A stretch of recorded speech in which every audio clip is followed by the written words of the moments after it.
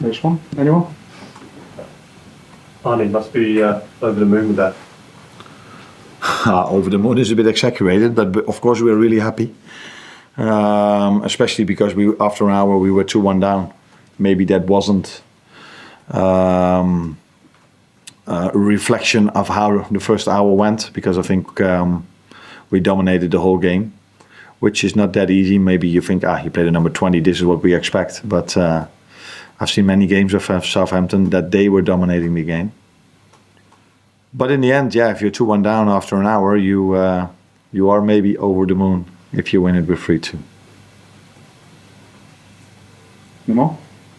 What about Mo? I mean, obviously he's a big player, big moments, and for that game. Yeah, we always know we can trust on him if things are difficult for us, because after we went 2-1 down, I didn't really felt that was the moment we should score, and then out of a fantastic pass from Ryan Gravenberg though, but timing of the run and the way Mo finished it was special, and that I think that helped us really back into the game. Of course, it's normal if you score a 2-2, it helps you back in the game, but we needed that goal maybe to play the last 25 minutes that we played, because for me then it was a matter of time before we scored a goal. In the first hour we dominated possession without really creating that much. In the last half hour we were dominating, or last 25 minutes we were dominating with creating some chances. Southampton started Paul on at you for the first time, and obviously he has a big presence, and a few other changes, Flynn Downs coming into defence. Did that surprise you, and did you have to adapt to their changes? No, I think what I do as a manager is I want to know their style of play, and sometimes it makes a bit of a difference if a number 9 is high and tall or fast or slow, or so it makes a bit of a difference. But I don't think they've changed their playing style, not in the way they lined up 5-4-1, and also not in the way they like to play, because the first goal we scored was from them trying to bring the ball out from the back, which didn't happen a lot for them today, and that did happen a lot in other games, because I've showed the players yesterday how many times Southampton can play through a press.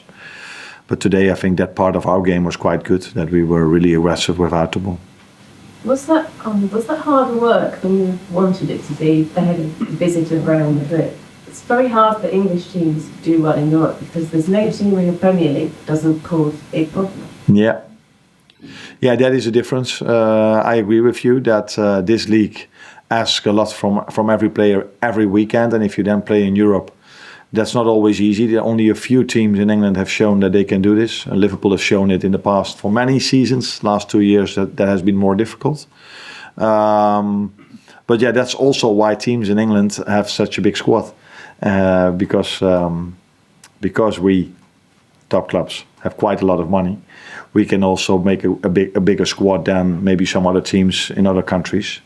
So, and that's also what we need. You saw it today again. The 3 players that came in really had an impact on the game, and that is also what we need in this league. Are they 8 points clear, and only twice in Premier League history has a club that's won 10 of its first 12 games not gone on to win the title? What do you do to temper the expectation that it's now a cakewalk for you? Because I know it's early days, but it's a very healthy advantage after only 12 games. No, definitely, but we also know what we have to put into it to get this lead that we have at the moment and to get these wins. So, and I only have to show in the players' field that I think there were maybe 1 or 2 games for us that were wins by a big margin, but the rest of them were all by small margins. So we know how difficult it is to win a game, and these players have been longer in the Premier League than I've been, but I think it was last season, even later on in the season, that Arsenal led by 8 points and City came back. So you know, if you face Arsenal, City, Chelsea and all these other teams, that Tottenham was great yesterday as well, they are all able to win so many games in a row. So it's nice to have this position, but we are definitely not get carried away. You've been very complimentary about Southampton. I was just wondering if you've spoken to manager Russell Martin at all today. Not more than I speak to every other manager. So you shake hands before the game, after the game, and what was a bit unlucky for them, I think, is normally they play, in my opinion, even much better, and they create much more chances and hardly score. Today they only created 2 chances, which the first one wasn't even a chance, and scored 2. They maybe could have did this the opposite way, then they would have had more points. Because in other games they played through the press of other teams so many times, but then they were not effective enough. Is that effective the word used? But today they were really effective because I think they arrived 2 times, with the first one not even being a chance maybe, and the second one from our set piece. So if they can combine these 2 things, so the style of play they have for all the other games, combined with the effectiveness they had today, then I'm sure they will bring in a lot of points in the future.